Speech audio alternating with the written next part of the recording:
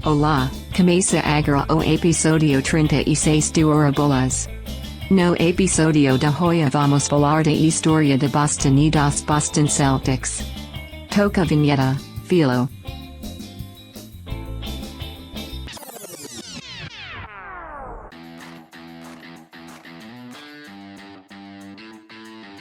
Goreth Marvagot, Maria! Começa agora o episódio 36 do Hora Bolas, a história do mundo levada na esportiva. Eu sou o Fernando Tancredo Tanque.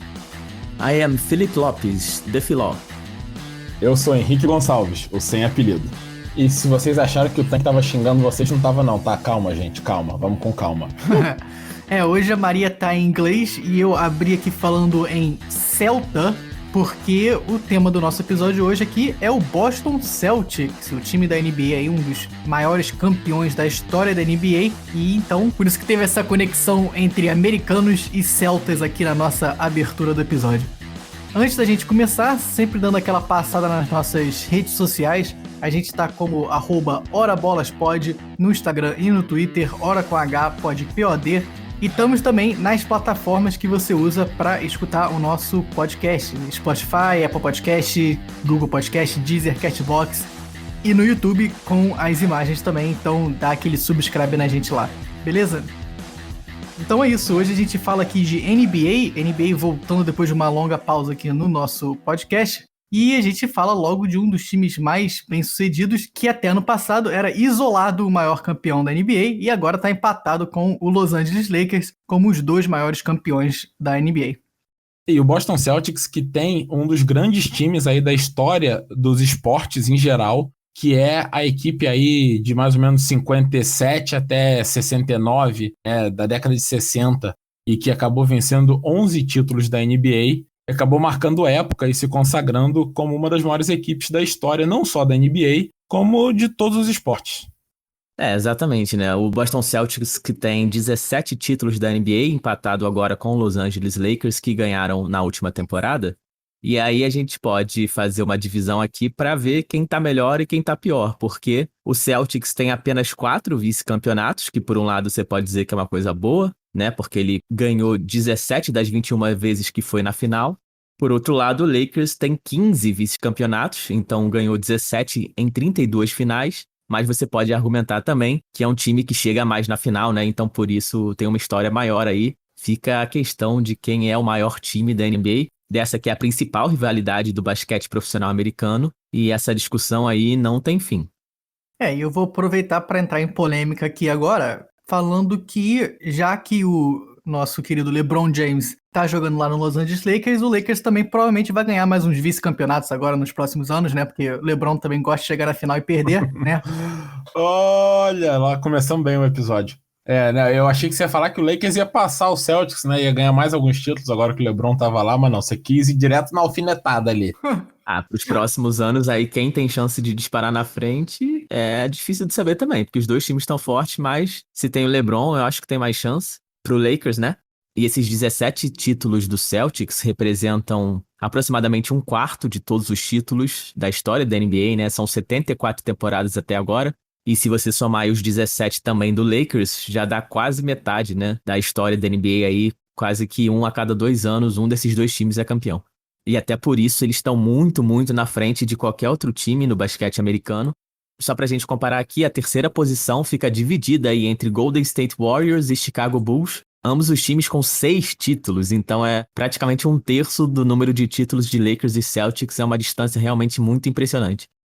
E não é à toa que eles têm aí a maior rivalidade da história da NBA, e é uma rivalidade que a gente vai ver que vem desde o início e vem ao longo das décadas, não é algo que foi pontual num certo período de tempo e de lá pra cá, sabe? Eles realmente vêm disputando dentro de quadra ao longo aí de toda a história da NBA, praticamente.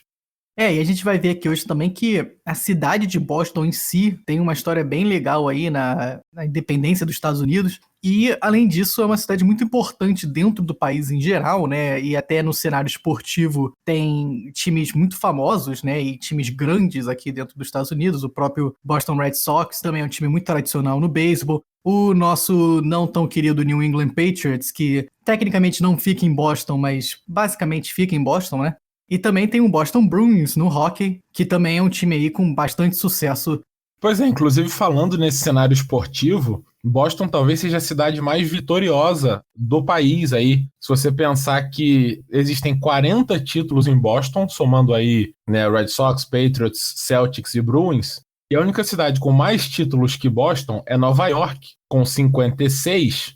Só que Nova York tem 2 times em cada liga, mas se você tirar os 27 títulos do Yankees, os outros 7 times de Nova York têm menos do que os 4 de Boston.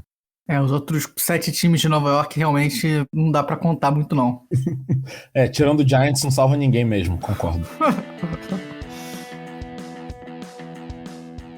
Então, para começar a falar aqui da história da cidade de Boston, né, que, como eu falei aí no começo, é uma cidade muito importante na independência dos Estados Unidos, a cidade de Boston foi fundada em 1630 na província da Baía de Massachusetts, que era uma daquelas 13 colônias iniciais dos Estados Unidos, né? Aliás, esse nome Massachusetts, que é um nome genial, um nome muito legal de se falar, mas é horrível de tentar escrever Massachusetts. Até se você estiver escutando aí nosso episódio, tenta escrever Massachusetts e manda pra gente aí nos comentários. Tenta também falar Massachusetts 5 vezes rápido. Massachusetts. Foi 3 só. Na época dos Estados Unidos coloniais, Boston era, na verdade, uma das cidades mais importantes da colônia, justamente por ser uma cidade portuária, e era até considerada a capital da colônia. E Boston ficou conhecida como o berço da Revolução Americana, justamente porque muitos dos acontecimentos aí que deram início à Guerra de Independência dos Estados Unidos aconteceram em Boston. Chegando no ano da independência, que é 1776, várias coisas aconteceram que levaram aí ao começo das guerras entre o pessoal dos Estados Unidos e os ingleses. O primeiro desses acontecimentos foi uma política adotada pelo governo da Inglaterra no começo do século XVIII, por volta de 1720, que ficou conhecido como negligência salutar. É um nome até bem interessante, mas foi que alguns conselheiros do rei da Inglaterra, o que seria aí o correspondente ao ministro da Fazenda, né, entre aspas, lá da Inglaterra, propôs que o governo inglês reduzisse o número de impostos e outras taxas sobre as colônias para incentivar a economia das colônias e aí sim conseguir ganhar mais dinheiro. Ou seja, era exatamente o oposto do que estava sendo feito até aquele ponto, né? Geralmente a gente, quando estuda aí colonização, a gente vê que a metrópole está sempre tentando passar impostos muito altos para justamente evitar que a colônia consiga se desenvolver e tudo isso. Com essa política da negligência salutar, a coroa inglesa resolveu fazer exatamente o oposto e deixar os Estados Unidos, entre aspas, se autogovernar e decidir os próprios impostos, justamente para que os Estados Unidos se desenvolva e aí sim a Inglaterra consiga ganhar até mais dinheiro, apesar dos impostos serem menores. Com isso, as 13 colônias dos Estados Unidos começaram a se desenvolver bastante aí no século XVIII, começaram até a ter algumas partes de governo, né, algumas coisas que pareciam com um governo próprio. E aí, por volta do ano 1763, quase 40 anos depois aí de passada essa política da negligência salutar, a coroa inglesa meio que volta atrás e começa a passar uma série de atos que aumentam os impostos sobre as colônias. E justamente essa volta aí do governo inglês é o que dá começo a esse sentimento de revolta nos Estados Unidos que levaria à Guerra de Independência em 1775.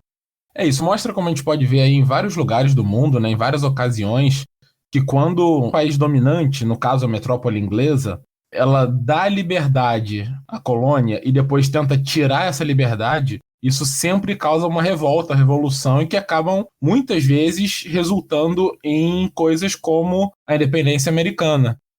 Justamente, é exatamente isso que a gente vai ver aqui que aconteceu em Boston, né? A primeira dessas grandes revoltas, né, dessas grandes manifestações da população contra a coroa inglesa, aconteceu em 1770, ou seja, em menos de 10 anos depois que a coroa resolveu aumentar os impostos e tudo isso. E teve também como uma das suas principais causas os atos de Townshend, que foram passados em 1768, que aumentaram ainda mais o controle da coroa inglesa sobre os Estados Unidos. Com isso, as tensões entre a população americana e o governo inglês continuaram a escalar durante os próximos anos, Até que em 1770 teve o chamado Massacre de Boston, onde alguns manifestantes foram às ruas de Boston e começaram a xingar e provocar os guardas ingleses. Ficou nesse empurra-empurra aí por um tempo e os guardas ingleses abriram fogo contra a população, mataram 5 manifestantes e tiveram ainda outros 3 que ficaram machucados, mas sobreviveram. E esse evento ficou conhecido como Massacre de Boston e aumentou ainda mais a tensão entre colônia e metrópole. Depois disso, chegando em 1773, 3 anos antes da independência, né, teve o que talvez foi aí o evento mais conhecido lá de Boston, que é a Boston Tea Party, a festa do chá de Boston, que foi de novo uma manifestação da população bostoniana, né, que eu acho que é assim que você mora em Boston, você é bostoniano. Isso não é uma piada hora bolas murchas, isso é a nomenclatura oficial. Mas é uma piada, hora bolas murchas também. Mas aí eu te pergunto então, que nasce em Massachusetts é o quê? Massachusettsiano, eu acho, sei lá. Possível, eu não sei dizer. Eu só fiz a pergunta, não tenho a resposta. Mas a Boston Tea Party foi um ato aí contra o ato do chá, que a coroa inglesa passou no dia 10 de maio de 1773, em que ela aumentava os impostos sobre o chá, o que parece até uma coisa meio boba, mas como muita da população americana era descendente de inglês, o chá era um produto muito comprado nos Estados Unidos e muita gente queria ter acesso ao chá. Com o aumento dos impostos, foi mais uma gotinha d'água nesse copo aí que já estava bem cheio de insatisfação da população americana e que acabou transbordando, né? E aí derramou o chá todo. Mas com a passagem do ato do chá, a população americana começou a tentar bloquear a entrada de navios trazendo o chá para os Estados Unidos, porque o imposto só era pago quando a mercadoria chegava no porto, né? Mas um dos navios acabou conseguindo entrar no porto de Boston. E aí, durante a noite, alguns manifestantes, em especial o grupo que ficou conhecido como Sons of Liberty, os Filhos da Liberdade, eles invadiram esse navio e despejaram aproximadamente 342 caixas de chá na água lá do porto de Boston. E só para ter uma ideia do impacto que isso causou aí, foram aproximadamente 46 mil quilos de chá que foram despejados. Isso acabou custando para a coroa inglesa, ou na verdade para a Companhia da Índia Oriental, aproximadamente 1.700.000 dólares na cotação atual. Então, só para se ter uma ideia de que não foi simplesmente o pessoal jogando um bando de saquinho de chá no rio, teve assim um impacto significativo para a coroa inglesa. Esse evento foi realmente uma verdadeira chacina. Meu Deus. Isso sim é hora bolas murchas, né? Esse foi digno. E aí, como consequência da Boston Tea Party, a coroa inglesa passou uma série de outros atos ainda mais restritivos para punir a população de Boston e a população americana em geral pela insubordinação. Esses atos, conhecidos como atos intoleráveis, tinham como objetivo, além de punir a população de Boston, reestruturar o governo colonial de Boston e dos Estados Unidos como um todo, né?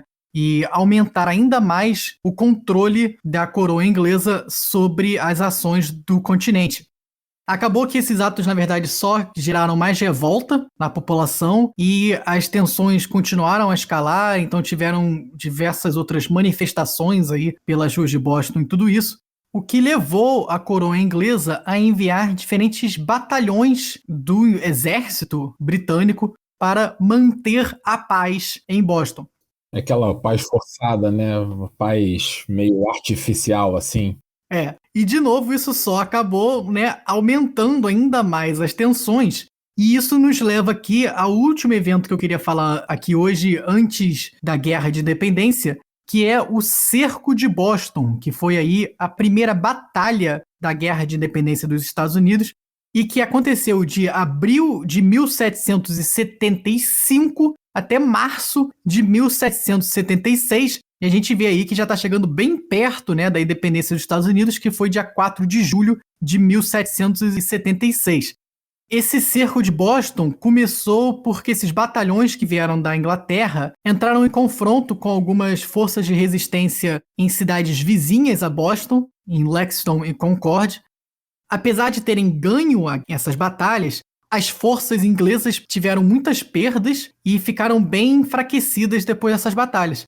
Além disso, essas primeiras batalhas também incentivaram os americanos a criar um exército próprio que ficou conhecido como o Exército Continental e também deu origem ao Congresso Continental, que era um congresso aí organizado por diferentes cidades da província de Massachusetts e que tinha como o seu comandante um tal de George Washington, que depois viria a ser aí o primeiro presidente da história dos Estados Unidos.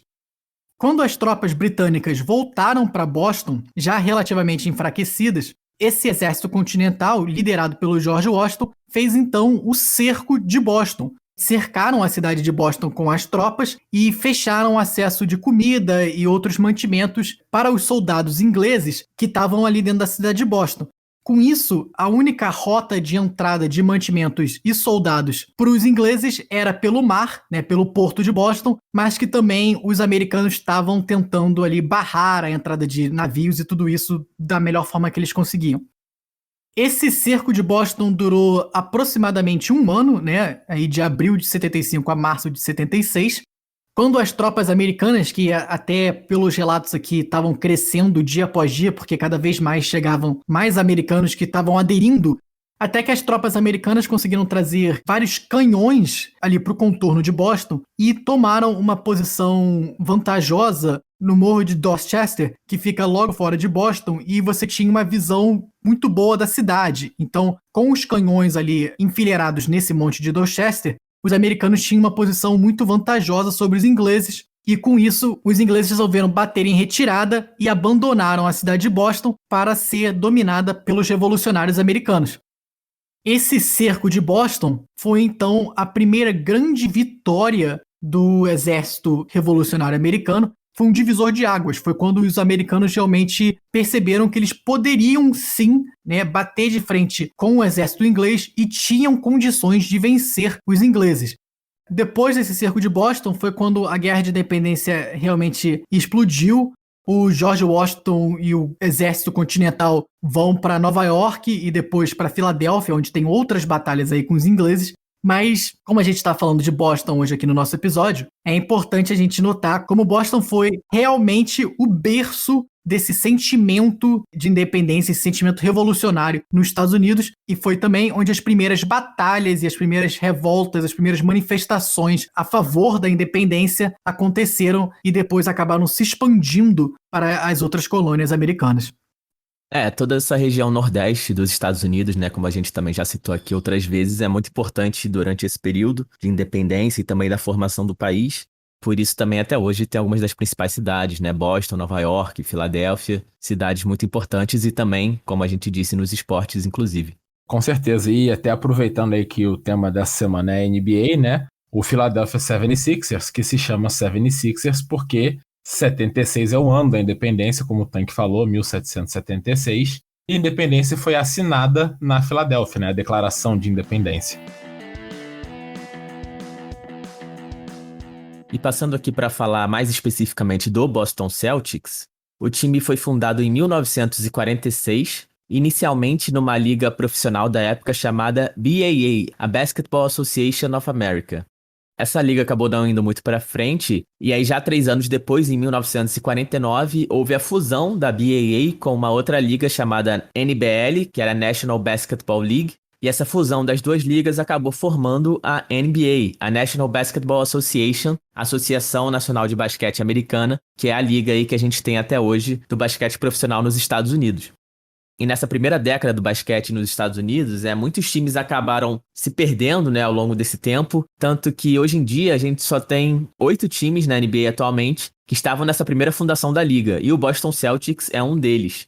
E desses 8 times que ainda existem, só 2 eram parte da extinta BAA, que é essa primeira liga onde o Celtics jogou. Um deles é exatamente o Boston Celtics e o outro é o New York Knicks, que também é um dos times mais tradicionais aí do basquete.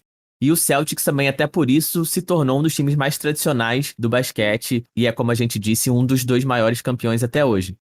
E para falar da escolha aí do Boston Celtics por esse nome, né, os Celtas de Boston, a gente precisa falar da origem dessa cultura irlandesa e de onde vieram esses imigrantes que são tão presentes até hoje na cidade de Boston. A gente contou aqui no nosso episódio 16 a história de Celtic e Rangers, os times escoceses de futebol, e naquele episódio a gente falou bastante sobre a história da Irlanda e como ela se envolvia ali com a história da Escócia. E um evento que foi muito importante também para a nossa história hoje aqui do Celtics foi a Grande Fome da Irlanda, que aconteceu de 1845 a 1849, que foi um período aí de muita doença entre a população e também falta de comida por pestes nas plantações de batatas. E também foi um período em que a Irlanda vivia muita pobreza, estava sendo explorada pelo governo inglês. Então a gente teve uma grande migração do país, que acabou perdendo até 1/4 da sua população. E a principal parte desses imigrantes acabou indo para a Escócia, que foi a história que a gente contou no episódio 16, e a comunidade irlandesa na Escócia acabou fundando o Celtic, time de futebol. E a outra grande parte desses imigrantes foi para os Estados Unidos, e foi ali para o Nordeste, e o principal assentamento deles foi na cidade de Boston. E aí, 100 anos depois, essa comunidade irlandesa nos Estados Unidos viria a fundar o Boston Celtics. Essa grande fome irlandesa, que como a gente falou muito bem lá no nosso episódio 16, o Filó também experimentou aí Participei. quando estava lá na Irlanda. Exatamente. Mas foi em primeira mão, experiência única. Foi uma experiência única lá na Irlanda. Se você não entendeu essa piada, volta lá e escuta o episódio 16. A gente fala muita coisa legal, mas sem dúvida essa é a melhor parte do episódio. E porque explicar piada não tem graça, né? Piada não se explica. Ou você entende ao vivo, então sinto muito. Essa foi bem boa, mas é realmente interessante a gente conectar esses 2 episódios aqui, porque tem muita história envolvida, né? A gente já contou grande parte dessa história lá, e estamos finalizando essa história aqui com a outra parte da migração irlandesa, que tem influência nos esportes também. E essa escolha do nome Celtics, obviamente, foi por causa da comunidade irlandesa, e essa homenagem à cultura irlandesa se estende à ancestralidade celta, né? Que também, como a gente contou, é o povo original aí que depois viria a dar criação à Irlanda, aos irlandeses, e que por causa disso o nome Celtas de Boston. Mas é interessante a gente ver que nessa época, o próprio fundador do time, que foi o Walter A. Brown, ele deu uma declaração falando que a cidade de Boston é cheia de irlandeses. E por isso eles escolheram esse nome, que também faz uma homenagem, né, uma alusão à cultura local e à comunidade, à população da cidade de Boston e do próprio estado de Massachusetts. E é até interessante a gente notar que, como o Filó falou aí bem, o Celtics faz uma alusão aí à população de Boston, e o New England Patriots, né, que é o outro time aí da região lá de Boston, também faz essa alusão, né? Os Patriots eram como os revolucionários se autoproclamavam, eles se chamavam de os patriotas, é até por isso que o time da NFL pegou esse nome, né, de New England Patriots.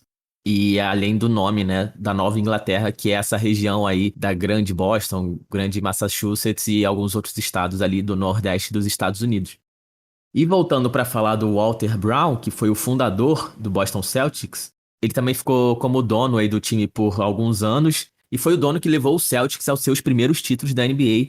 Ele que acabou morrendo em 1964, mas é uma figura muito importante na cidade, né? E para todo o time, para a franquia, é sempre lembrado aí em homenagens que o Celtics faz ao seu passado.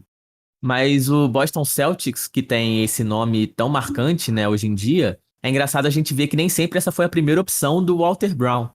Depois que ele escolheu, ele realmente se apaixonou pelo nome, né? Como eu disse, ele falou que Boston é uma cidade cheia de irlandeses, mas antes dessa decisão, ele considerou algumas outras opções um pouco, né, duvidosas aqui, e vou contar para vocês quais foram. A gente tá cansado de ver aqui donos de times com opções duvidosas, né? Isso é o que mais tem por aí. A primeira opção era os Real Winds, que seriam aí os Tornados de Boston, uma opção meia boca, eu diria aqui. A gente tinha também os Boston Olympians, que seriam os Olimpianos de Boston. Não sei muito bem qual a relação aí com as Olimpíadas, mas uma opção que eu não acho nada interessante.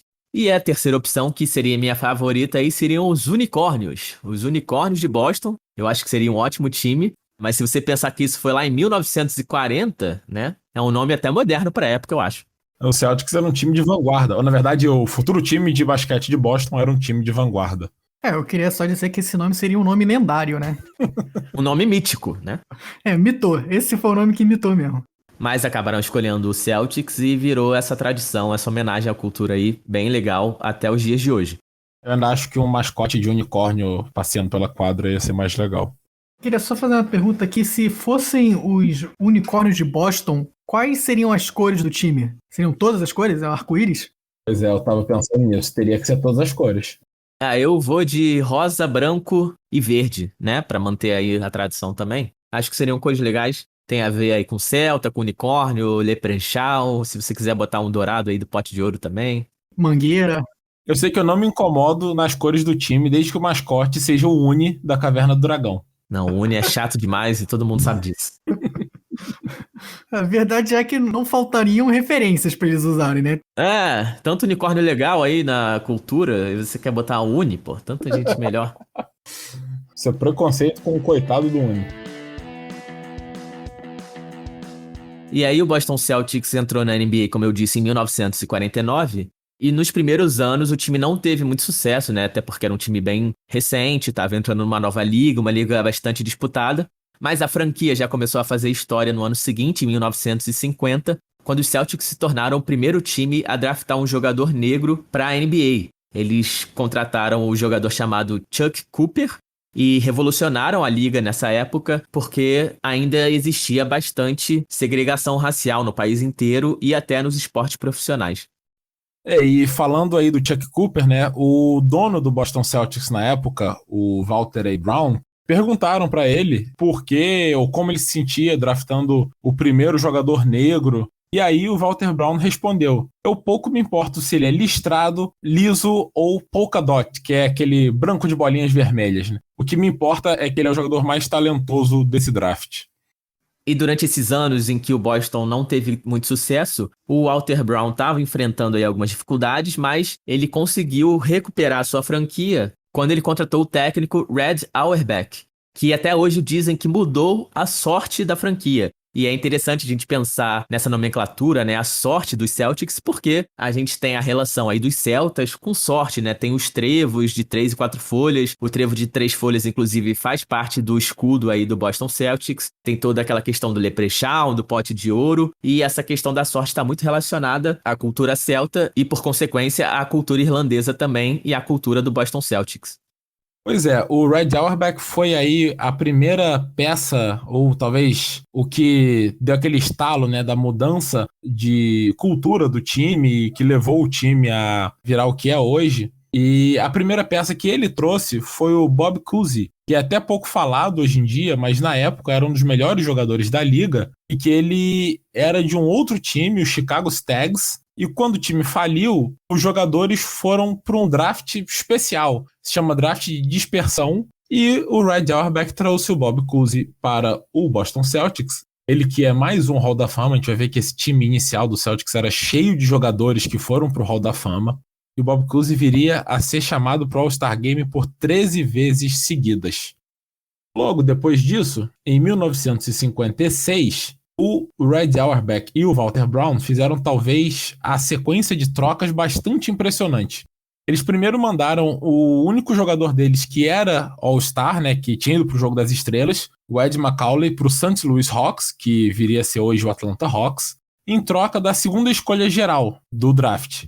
Naquela época, o draft não era uma coisa tão valorizada como ela é hoje em dia. O Red Auerbach queria exatamente um único jogador, Bill Russell, o pivô da Universidade de São Francisco, e que é até hoje um dos maiores jogadores da história da NBA. Só que essa era a segunda escolha. Então, era muito nítido que o Rochester Royals, atual Sacramento Kings, ia escolher o Bill Russell com a primeira escolha. E não tinha muito como o Auerbach trocar essa escolha aí, número 2, para conseguir a número 1.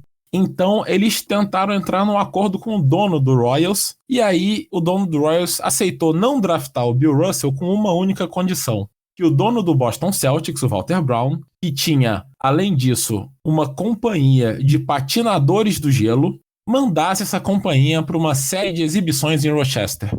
Então, se o Walter Brown mandasse os Ice Capades, que era essa companhia de patinadores, para Rochester, eles não draftariam o Bill Russell. E foi assim que o maior jogador aí do início da NBA foi para Boston. É quase inacreditável, né? Essa é uma daquelas trocas que a gente só vê mesmo no início dos esportes. Na época que não era tão profissional assim. Então hoje poderia ser o Sacramento Kings com 17 títulos aí da NBA, né? Meu Deus, pra você ver, né? Em vez disso, tá numa das maiores secas aí da liga. Tanto o Hawks como o Kings, aí esses dois times envolvidos, né, nesse roubo, estão aí na seca há décadas. Mas, em compensação, se você quiser assistir aí uns patinadores no gelo, show de bola, Rochester é o melhor lugar pra ir. Não tem 17 títulos da NBA, mas tem uns caras que patinam no gelo legal lá. É capital nacional da patinação no gelo. Bom, o Bill Russell então chegou aí no Celtics até com bastante expectativa, chegou junto de outro jogador aí do draft, o Tommy Heinsohn, que também foi pro Hall da Fama. Esse time que a gente vai ver que vai ter 8 jogadores que foram pro Hall da Fama, é um número absurdo, né? Mas o Bill Russell, que é também uma das maiores personalidades aí da NBA, primeiramente falou que ele não ia se juntar ao Boston Celtics de cara logo em 56, porque estavam prestes a acontecer as Olimpíadas de 56, e se o Russell se juntasse aos Celtics, ele deixaria de ser amador. E por deixar de ser amador, como a gente falou no episódio do Dream Team, ele não poderia mais jogar nas Olimpíadas. Só em 92, né, que as Olimpíadas passaram a aceitar profissionais. Ele foi, venceu, foi campeão, e aí se juntou ao Celtics no meio da temporada e jogou em todos os jogos como um dos principais jogadores do time e venceu o título, o primeiro título aí do Boston Celtics na temporada 56-57, derrotando na final exatamente o St. Louis Hawks, que foi o time que eles trocaram para pegar essa escolha que virou o Bill Russell. No ano seguinte, eles perderam exatamente para o próprio Hawks, em 58, nesse que foi o único título da história da franquia. Daí em diante, foi o domínio total dos Celtics nessa era do Bill Russell. Foram 8 títulos seguidos aí de 59 até 66, e depois mais 2 em 68 e 69, totalizando 11 títulos em 13 anos. E essa equipe marcou a história, obviamente, por causa dos títulos, né? Ninguém mais nunca alcançaria nem os 8 seguidos e nem esses 11 em 13, mas marcou por outros motivos também muito importantes para a liga. Além do Celtics ter sido o primeiro time a draftar um jogador negro, como a gente falou aí, o Chuck Cooper, ele foi também o primeiro time a colocar 5 jogadores negros ao mesmo tempo em quadra, em 64.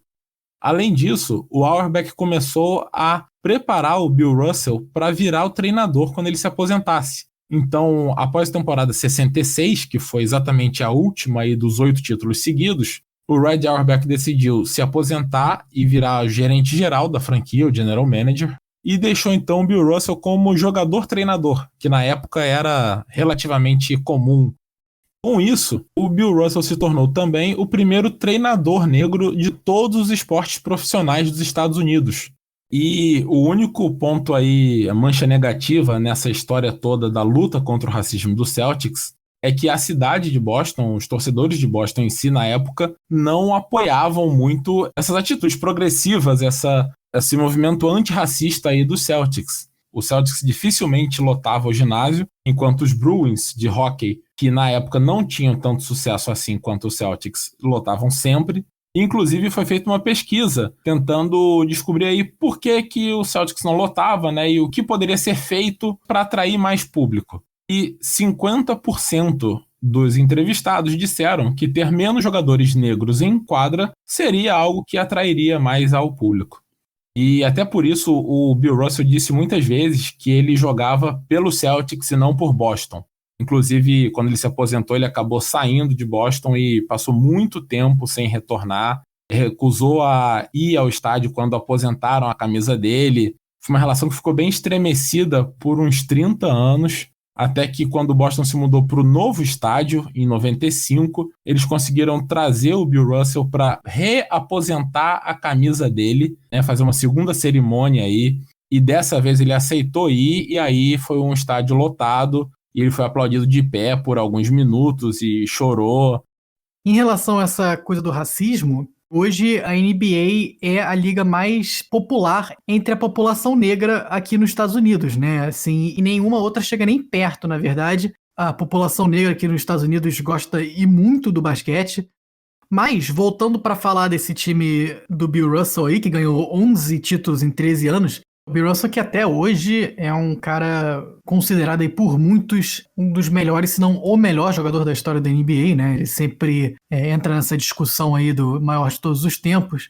Esse é um time que entra naquela nossa discussão dos maiores times da história, né? A gente já fez aqui um episódio sobre o Brasil de 1970, a Holanda de 74, entre outros times que marcaram a época aí, não só nos seus próprios esportes, mas como no mundo dos esportes em geral. Esse Boston Celtics da década de 60 com certeza entra nessa discussão, porque ganhar 8 títulos seguidos e 11 títulos em 13 anos é algo que ninguém fez, acho que em nenhum esporte, né? A gente não conhece. Sem dúvida, muito impressionante, ainda mais numa liga muito competitiva como a NBA, e entra aí nessa discussão. Com certeza, é um dos times que está sempre nessa discussão e precisa ser mencionado. E vale a pena falar aí, só para terminar, que foi também nessa época que começou a rivalidade do Celtics com o Lakers. Como a gente já falou, aí a maior rivalidade da NBA começou quando, em 59, o Celtics bateu o Lakers na final, e aí viria a bater de novo em 62, 63, 65, 66, 68 e 69. Todos esses 7 títulos vencidos em cima do Lakers na final. Dá para entender por que a rivalidade vem desde aí. E dessa época aí que também vem muitos desses vice-campeonatos aí do Lakers que eu citei lá no início, né? Com certeza. O Celtics teve aí papel fundamental nessa quantidade de vices absurda de Los Angeles. E aí, logo depois disso, o Celtics teve uma fase aí que até ganhou 2 títulos na década de 70, mas foi uma década, nos padrões Celtics, não tão notável. E aí o time voltaria a se tornar um dos maiores a partir da temporada de 78, quando ainda o Red Auerbach, como gerente geral, decidiu com a 6ª escolha do draft de 78, escolher o Larry Bird, de Indiana State, ele que já tinha avisado que ia ficar mais um ano na universidade, ele estava com 3 anos de universidade, então ele tinha mais um que ele poderia ficar. O Auerbach decidiu correr esse risco, acreditava que o Larry Bird valia a pena e apostou no que, obviamente, foi uma escolha acertadíssima. No ano seguinte, também seria draftado o Magic Johnson para os Lakers e a partir da temporada de 79, eles fariam aí uma das maiores rivalidades entre 2 jogadores, né, que a gente já viu, o Bird sua carreira inteira no Celtics, o Magic Johnson no Lakers, renascendo essa rivalidade da década de 60 entre os 2 clubes. É assim, até uma bela coincidência do destino, né? Que os 2 maiores jogadores da década acabassem indo para os 2 maiores times, 2 maiores rivais da liga. E aí, na década de 80, o Lakers venceria 5 títulos, enquanto o Celtics venceria 3. E o Celtics foi vice-campeão 2 vezes para o Lakers. E essa rivalidade teve seu último capítulo, pelo menos até hoje, em 2008. O Boston Celtics montou um último time aí bem marcante, que foi o conhecido como o Big Three. E, na verdade, o primeiro Big Three dessa era atual da NBA, onde é moda, né? É costume as grandes estrelas se reunirem em um time só para montarem um time mais forte aí com 2 ou 3 estrelas. Ele já tinha o Paul Pierce lá no time há mais ou menos 10 anos. E aí eles conseguiram fazer 2 trocas na mesma off-season, na mesma intertemporada, para trazer o Kevin Garnett, do Minnesota Timberwolves, e o Ray Allen, do Seattle Supersonics. Nosso querido Supersonics. Com isso, já no primeiro ano do Big Three, eles acabaram chegando às finais e enfrentando quem? O Los Angeles Lakers, do Kobe Bryant. Foi então aí o último título do Boston Celtics, acabaram derrotando o Lakers por 4-2 e conseguindo seu 17º título na história, enquanto o Lakers na época ainda estava com 14. O Lakers acabaria vencendo os 2 anos seguintes, inclusive em 2010 foi a revanche contra o Celtics, e ano passado, com o LeBron James, né, teve um empate aí em 17 títulos para cada, mas fica a nossa expectativa, porque o Celtics é um dos times mais fortes do leste, enquanto o Lakers é um dos times mais fortes do oeste, o que pode acabar gerando aí mais alguns confrontos nos próximos anos. Vamos ver, fica aqui a nossa torcida também para que essa rivalidade volte à final da NBA, como um time está no leste e outro está no oeste. Esses times só podem se enfrentar nos playoffs, na final da NBA. E com isso, então, a gente aproveita para passar para o nosso próximo segmento. Discussões impossíveis. No Discussões Impossíveis dessa semana, a gente faz uma análise aqui de quais times deveriam reavaliar os seus nomes. O Boston Celtics, como a gente falou aí, tem um dos nomes mais legais da NBA, né? Fazendo essa alusão aí à população irlandesa e toda essa cultura aí celta, tanto na Irlanda como na própria cidade de Boston. Mas outros times da NBA não têm nomes assim tão legais, eu diria, né? Tão originais, talvez. Nessa semana a gente dá uma analisada em quais times a gente gostaria de ver mudando de nome e para qual nome.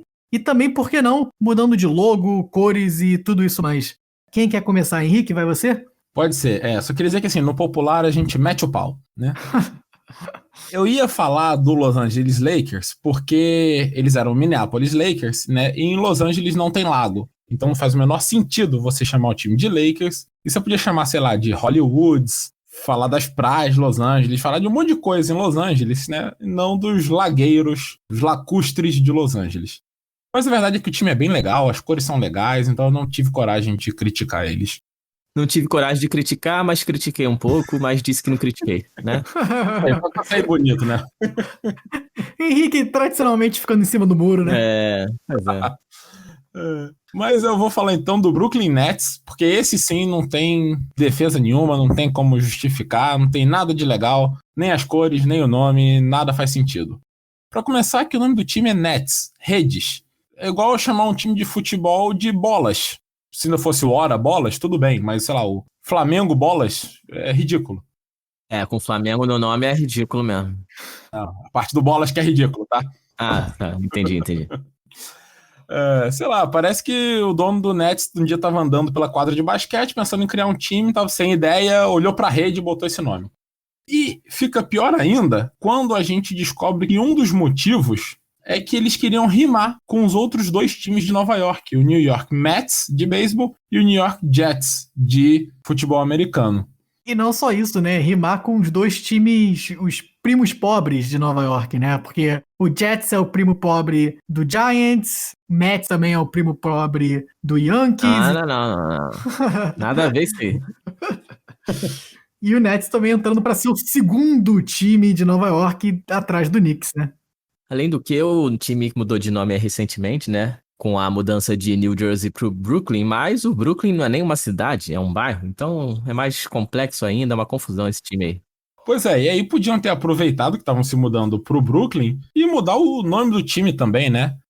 Não sei, já que o time agora tem o Jay-Z lá como um dos donos, podia ser o Brooklyn Rappers, talvez. Seria um nome muito mais legal do que Brooklyn Nets. Você acha Brooklyn Rappers um nome mais legal que Brooklyn Nets? Com certeza, porque Nets é horrível, não tem o menor sentido. Podia ser New York Rappers também. Também, foi melhor ainda, na verdade.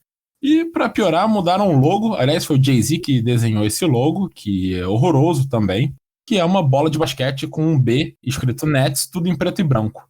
É melhor que o logo antigo, que era horrível também. É melhor que o logo antigo, concordo. Mas não é melhor que as cores antigas, que eram legais, o azul, vermelho e branco. Não, preto e branco também não. Eu vou discordar do Henrique aqui. Eu não desgosto desse logo do Nets, não. Na verdade, não desgosto das cores também. Também não. Acho que fica até uma coisa meio classuda. Cores classudas. Verdade. Cores classudas. Verdade. Já que eu abri o episódio com polêmica, eu vou aqui também fechar a minha participação no episódio com polêmica, porque um dos times que eu gostaria de ver mudando de nome é o outro time de Nova York, o New York Knicks. Eu sou contra.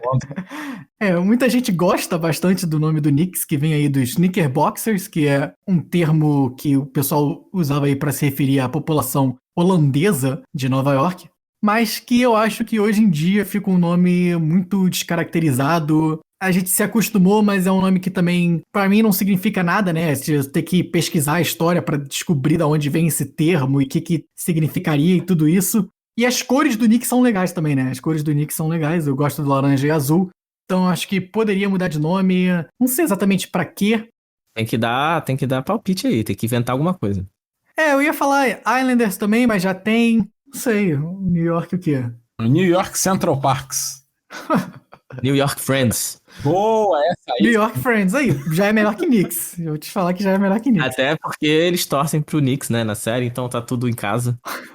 Mas eu queria deixar minha crítica aqui, que a pessoa que pesquisa pra fazer o podcast não quer pesquisar a história do nome do Knicks. Então, enfim, a hipocrisia. Eu quero ouvir o teu, qual que é o teu? Você não deu pitaco nenhum ainda. Ah, o meu pitaco vai ser corroborado por todos vocês e pela grande maioria dos ouvintes, que é o Oklahoma City Thunder, né? Um time que realmente não tem função nenhuma na NBA, a não ser ter acabado com o glorioso Seattle Supersonics, que é o time que todos nós gostamos aqui. Não deveria nem existir. Além de ter um nome horrível, um logo horrível também, fica a minha sugestão de voltar a ser o Seattle Supersonics, né? Que é um time muito legal, que era verde e amarelo lá da cidade de Seattle. Mas, caso não queiram voltar com os Supersonics, eu trouxe uma sugestão nova, que vou já relacionar com a minha dica de entretenimento da semana, que não tem nada a ver com o tema, mas é Breaking Bad, que é uma série maravilhosa. Então, a minha sugestão é criar um time na cidade de Albuquerque, chamados Albuquerque Chemists, né? Os Químicos de Albuquerque, em homenagem ao glorioso Walter White. E o símbolo seria, obviamente, né, um tubo de ensaio com metanfetamina azul.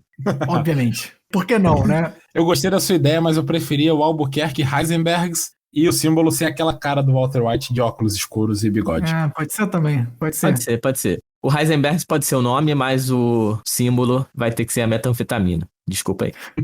O símbolo alternativo, então, como a cara do Heisenberg.